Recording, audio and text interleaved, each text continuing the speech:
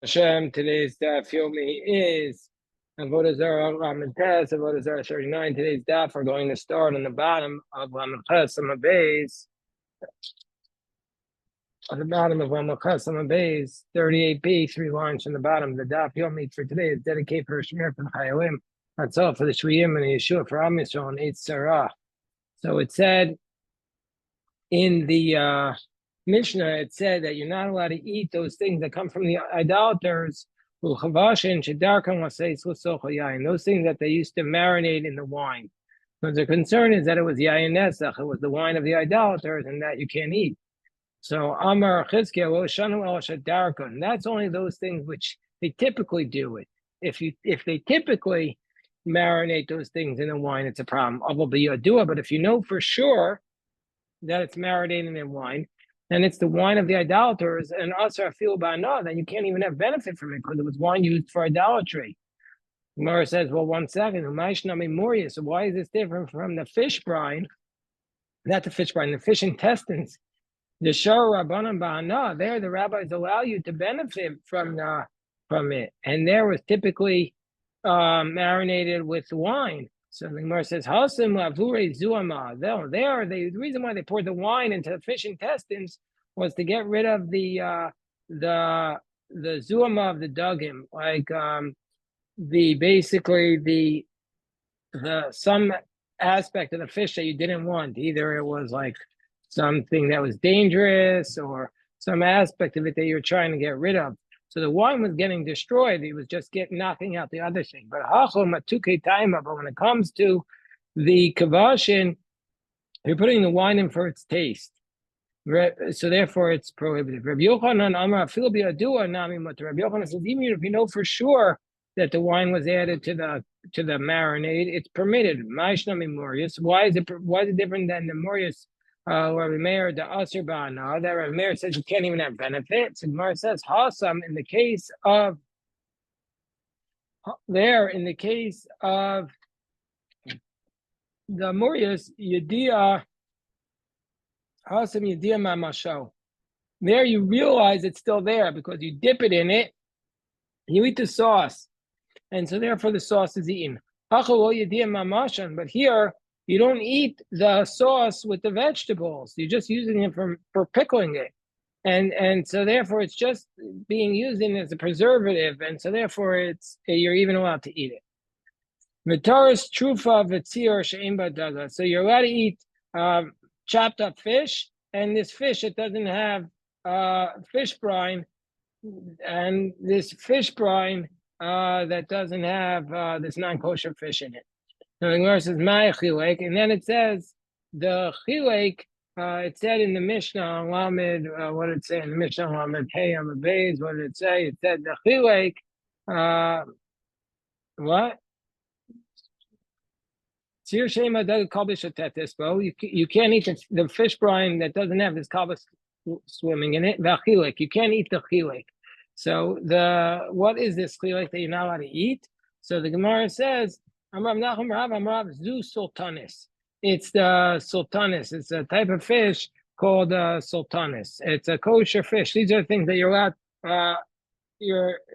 So even though it's a kosher fish, you still can't eat it.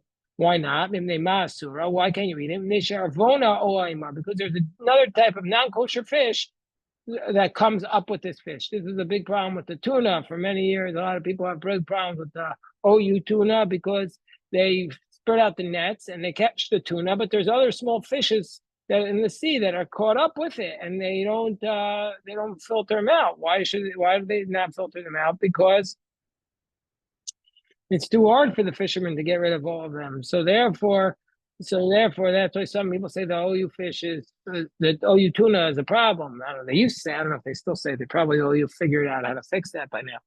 But that's why some people are strict about that. It became a big controversy.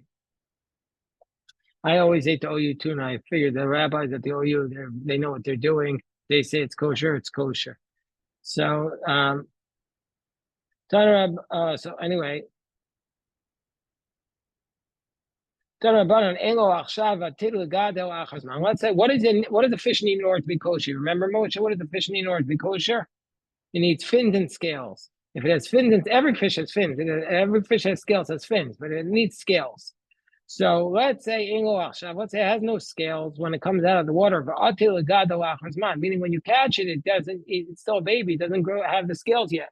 But in the future, it's going to grow the scales, like the sultanis, the afits, harezem mutter. That's kosher. Even though it doesn't have yet, but if you know it's going to grow, it's a kosher fish. Let's say it has the scales now, but when it comes out of the water, it sheds its scales. We go on okanos, apunos,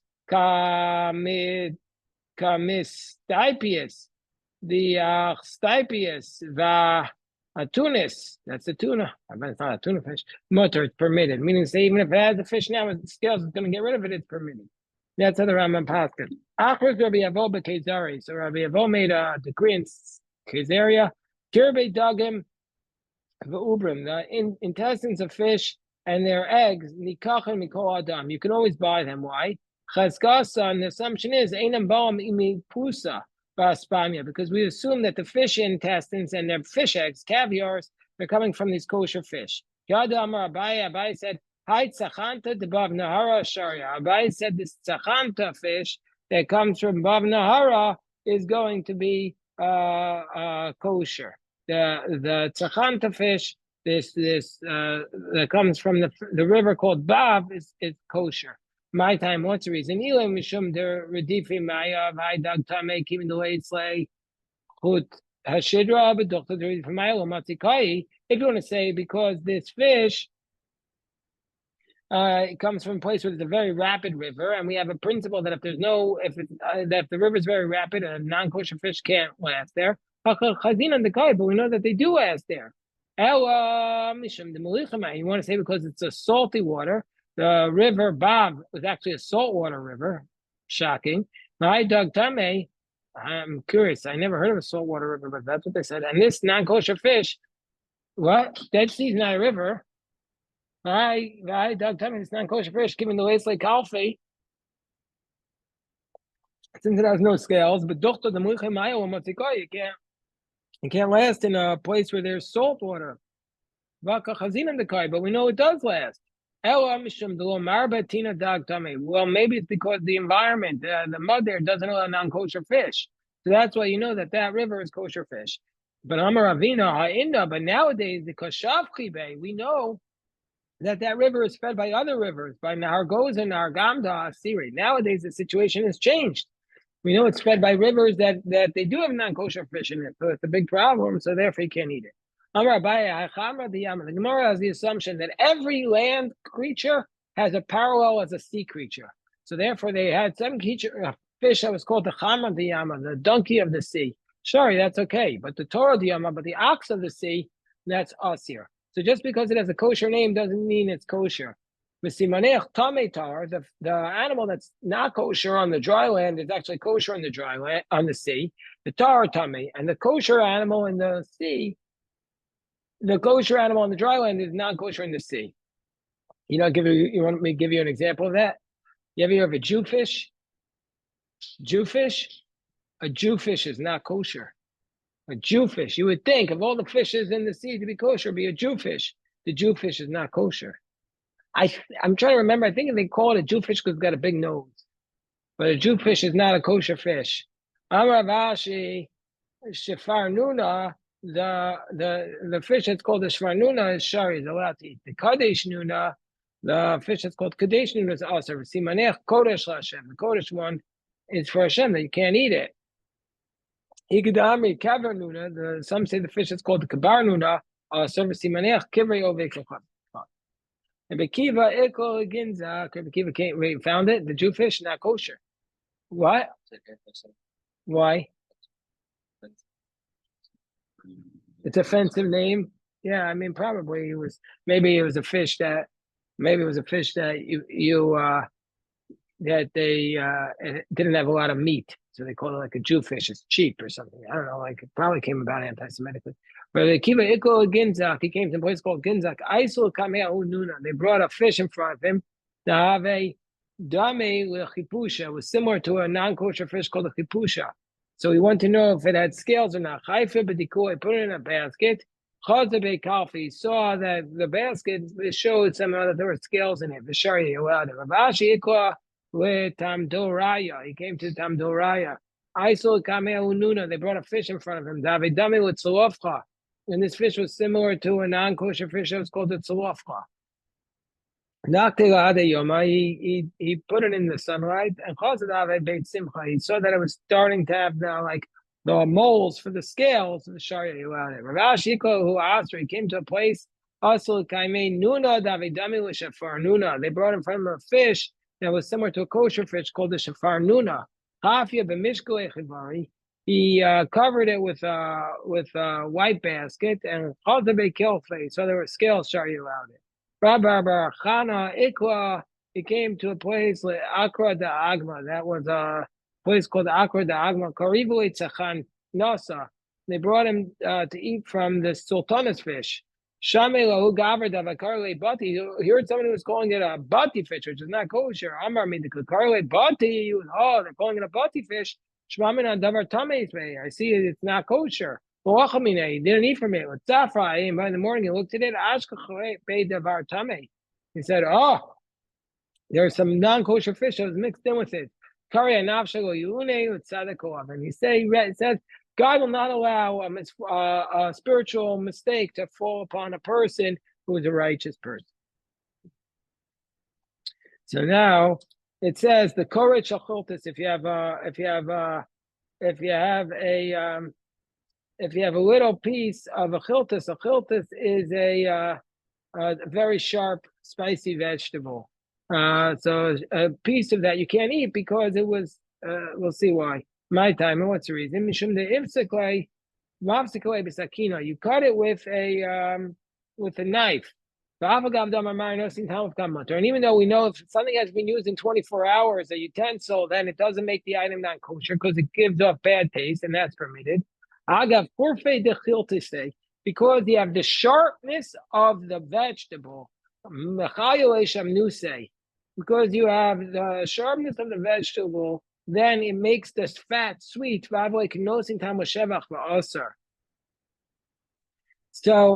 So basically, if you have these two things, even though something that's not used in 24 hours gives off bad taste, but if you have an onion and you chop it with a non-kosher with a knife, that makes it nosi tam sheva. So what's a practical example of this is, let's say you have a cutting board, you cut an onion with your milchig knife, and even though you haven't used a knife in 24 hours, and then you add it to the fleishik dish, now you're adding the milk to the meat because the onion is considered to get the flavor of the knife. That's a big problem. So you have to be careful. You should only cut your onions with parv knives. That's the point, because it's the agav turke, the agav chorfe, because of the charifus, it's going to impart the flavor, and so therefore, even though you cut it, since it's sharp, the sharp flavor, it's going to get the flavor of the item, that the knife. So therefore, the onion is now milchik, and you're adding that onion to the sharp flavor.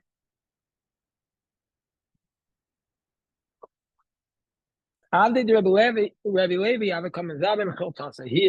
servants of Rebbe Levi were selling these chiltis, these sharp vegetables. Also coming to Rabbi Yochanan. He says, "Can we buy from him? Can we buy from the servant of Levi these chiltis, or do we have to be worried that he cut it with a knife that wasn't kosher or something?" Rabbi Levi is a chaver. The servant of a chaver is like a chaver. Rav Huna bar Menyumi Ravuna bar Menyumi bought the tchelas from the wife of Rav Amram Chasida. Also coming to the Rav Yosef, Rav Yosef didn't know the answer, because the tchelas, you need to make sure it's not counterfeit tchelas, which is called kala ilan. So Page Bey Hanan Chaita. So he met Hanan the tailor. Amar Yosef Anya Minale. So he said. So Hanan the tailor said, "Where would Yosef, the poor man, know this law?" So now, by the way, this is the second time in our daf, in our track, they're they're ragging on Rav Yosef. First time they called him Yosef, the permitting court, and now he calls him Yosef, the poor man. I once had an incident. I once bought the tchelas from Rav Noah's wife. I brought to Rav Masa. Well, the other also coming to Rav Yehuda me Agronia. I brought to Rav Yehuda me Agronia. Amarway Nafal Pliyad. Oh, this matter has come to my attention. The wife of a great man is like a great man, and so therefore you could trust her. The Tana Rabbanan, Eishes Chaver Reika Chaver. The wife of a Chaver is like a Chaver. Abdul Shachaver Reika Chaver. A servant of a Chaver is like a Chaver. Chaver Shemes. Ishu Banu Neveso Areim Becheskas. And let's say a Chaver dies, then his wife and his children, his household is going to continue with their presumption of kashrus, of being trusted, unless we suspect them. A courtier that sells tchelas, it's going to remain with its presumption of trustworthiness until it's disqualified. Let's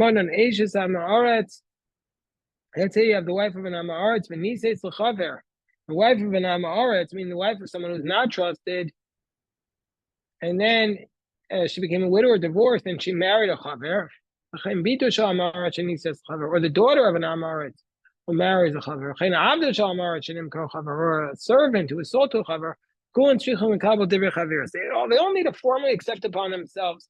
They're now adopting all the stringencies of the Chaver, and then we could trust them. But if there's a wife of a Chaver who married an Amaretz, or Bito Shachaver Shenis Amaretz, or Abdul Shachaver Shenim Amaretz, and so then they married out of the Chaver's like community, and then they want to remarry back in. They don't need to re-accept it. We assume that they automatically re-accepted it. Divrei Meir, that's our Meir's position. Yehuda Omer. Yehuda says they need to accept it again. It's a very, very interesting story. It was once a woman, she married a chaver, she used to tie the tefillin on his hand.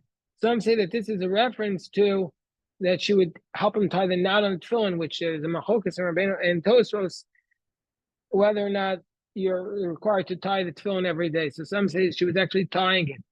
And then she was helping her husband tie his tefillin every day. And then after he died or was widowed, she married a tax collector. She was tying the tax collector's receipts on him, so he knew who he collected from. Rav, so Rav says chavis is aser b'chosam echad. The things that we can tell by a chavis that's prohibited with one seal. We'll see what that is. The mafig mutter b'chosam echad, but mafig is okay with just one sign on it. What's chavis that you need two signs? Chalav, basar v'yayin, milk, meat, and wine. You need only one sign. Asurim, there you need two signs. Asurim b'chosam echad. They're prohibited with one sign. We're on top of 39b. But chiltis, murias, and pas, but the sharp vegetable, the fish intestines, and the bread, ugvina, mutar mechosam echad. They only need one sign. Because why do we only need one sign for the bread? What's our concern? If you worry that if you're sending it to your friend, the bread, and the Am Aretz is going to switch it out. If you're selling him a hot bagel and he's going to switch it out with a cold bagel, it'll be obvious. If you're selling him a wheat bagel and he's switching it out with a barley bagel, whoever bought a barley bagel, everybody knows it's disgusting. So it'll be obvious. Or Iki Adade, and if it's just going to switch out one bagel for another bagel, you're going to switch out a Goldberg's for a Einstein bagel. The Einstein bagel is not kosher, right? Iki Adade, keeping the Ika Chosem Echad, since they're the same, well, he's not going to go through such a decree. If it's one sign, he's not going to switch it out. I don't know that the Einstein bagels are not kosher. I was just saying that they don't have a supervision. Rav Maishna Gavina do Tarchum Zayif. Why did Rav say that cheese is okay with one? Because they're not going to work so hard to forge a cheese. Milk also. Why does Rav require two seals by the milk? Amar Kahana, apet chol v'ayo chatichas dag she'im siman. He says, take out the fish, take out the milk, and put in a piece of fish that requires uh, uh, two signs, because otherwise, since fish is expensive, they'll switch it out. The Gemara says, "Hainu basar, isn't that the same as meat?" The Gemara says, "No, trei gavnei basar. Meat is one thing, and fish is the other. They're both called meat. And that's why, since they're both called meat, some say that's why you can fulfill the concept of eating meat on Shabbos by eating fish." Shmuel says, "Beit aser b'chosim echad. Whatever is a beis yutaf is prohibited with one sign. Mechag mutter b'chosim echad. The mechag is mutter. What's the bayit? Basar yain tchelos. Meat, wine, and tchelos. You need two signs. Asur b'chosim echad. You need two signs. Morius chiltus ugvina. The fish intestine, the chiltus and the cheese. Mutar b'chosim echad. You only need one. Ushmuel amar chatichas dag she'ein mo siman. Hainu basar, trei gavnei basar armina. He says no. Shmuel doesn't agree with that because he says they wouldn't list meat twice. Tana Rabbanon ein lochen yamach machak b'Suria. You don't buy yamach machak in Syria. What's machak? What is that? Well, yayin. You don't buy wine. Well, morius, the fish intestines. Well, chalav, not the milk. Well, milk sal kondis, not the salt of the baker. Well, chiltis, not this chiltis vegetable. Well, glina, almond amamcha. You only buy the cheese from an expert on Nerash Kacha. The Kuanim, this Arach Eitzel Balabayas, and all of them, if you're a guest by somebody's house, mutter, you can eat it, because everybody there knows that the Jews, on their own, they kept kosher. So you see from here which items needed to be hashkacha, like to buy one from an expert.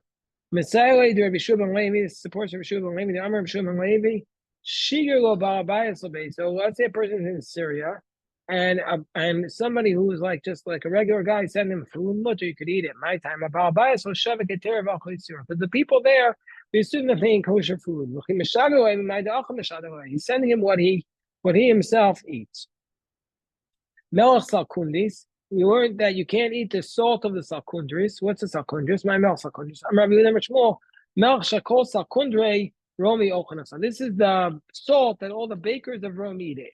Tana Rabbanan melch salkundra shechora asura. If it's a black salt, it's prohibited. Lavana materis. If it's white, it's permitted. Lavana asura. If it's white, it's prohibited. Shechora materis. If it's black, it's permitted. I don't really understand what the white salt and the black salt are, but I don't know. You really need to understand the which ones they put the non-kosher fish. Some places they put the black, some places they put the white. You have to know the history of the place. According to one who says that the white is prohibited, they mixed white fish innards inside it. But according to one who says black is prohibited, they mix black fish guts in it. Both of them are mixed in it. There was one old man in our neighborhood. He used to put pig fat on the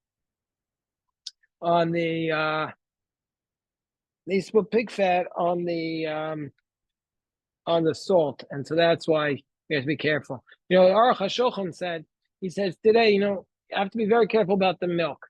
He says everybody assumes that the milk, today we have Ramosha Feinstein's cooler that you could eat from the milk. But the Aruch HaShulchan was not in support of that. Aruch HaShulchan said you have to be very careful that the milk is watched by a Jew. And he told the story. Aruch HaShulchan told the story that this guy was having his coffee with milk for many years, in I guess like the equivalent of a 7-Eleven. And finally says to the guy, "You have the best coffee. What do you do?" He says, "Oh, because I take all the guts of the cow and I mix it in with the milk, and that's how you get such a geschmack milk." And the guy's like, "Oh." And now Aruch HaShulchan said, "You have to be very careful. You just go to a stop in the road. The guy's got his own special milk mix." And so today in America, everything's industrialized. Most likely you're okay. They're not going to, by an industrial process, they're not going to do it. But if you go to some small place, some small farm, you have to be extremely careful And who knows what they're mixing in to make their own homemade concoction there. So the Gemara says, all these foods are prohibited, but they're not prohibited to have benefit. What is prohibited to have benefit? That if you know, according to Chizkiah, if you know that they put wine or vinegar in it, that you can't have benefit. Rabbi Yochanan, who says that that's allowed, to exclude the fish, in words, and the cheese, the base and yoki, who are prohibited to have benefit, who stomach Rabbi Meir, like Rabbi Meir, who said these things are prohibited to have benefit. Up to the next Mishnah, this is what's permitted to eat. The milk that idolater milk, that you watched him milk it. These are the grapes, even though they're dripping liquid, you don't have to be concerned. This is a separate law that about what makes an item capable of becoming tomai is if there's a liquid dripped on it. But this is not called a liquid that you want to drip, so it's not hechsher or tomai. If you have pickles that you don't typically add wine or wine vinegar, it's permitted. Vitari is sheno trufa. If you have a fish that's not chopped up, it's okay because you can tell it. Vitzir sheyesh ba'dag. Or if you have a fish brine that has this kosher fish swimming in it, or this non-kosher fish, which you know only swims in kosher brine. Va'oshel chiltis, or if you have a leaf of this chiltis vegetable, v'zeite guskalios, hamagolgoin, or if you have olives that are like rolled up into a press. Rabbi Yossi Omer hashlachin asur. Rabbi Yossi says that if you have pits that are basically the olive pits, the pits are ready to fall out, that'll be permitted. Those are, Rabbi Yossi says, hashlachin asur, and that if the pits are ready to fall out, then it's prohibited. The Gemara is going to explain what kind of olive they're talking about. The locusts that come from the basket in front of him, asur, and that you can't eat, mina heftek, but if it is from his storage house, mutarin. The chayin with truma, and also with respect to truma, you're not the laws with respect to truma. They're not allowed to buy fruit from the kohen when he sells them from his own basket, because maybe you're buying the truma and then you can't eat it. So Gemara says, Tanino the Tana Rabbanan, we have a brayso that supports a statement. Yoshev Yisrael b'tzad edrash that a Jew can sit next to a flock of idolaters, and the idolater can milk the cow. And the Jew can buy the milk and doesn't have to be worried. The Gemara says, "Hey, what's the story? Either way, if there's no non-kosher animals in the flock, pshita, obviously it's kosher. If there's a kosher animal there, what's the concern? Am I? So there's a non-kosher animal there, and when he stands up, he sees it. But if he sits, he doesn't see it. He might have thought keeping the Yasavol, since if he's sitting, he doesn't see it.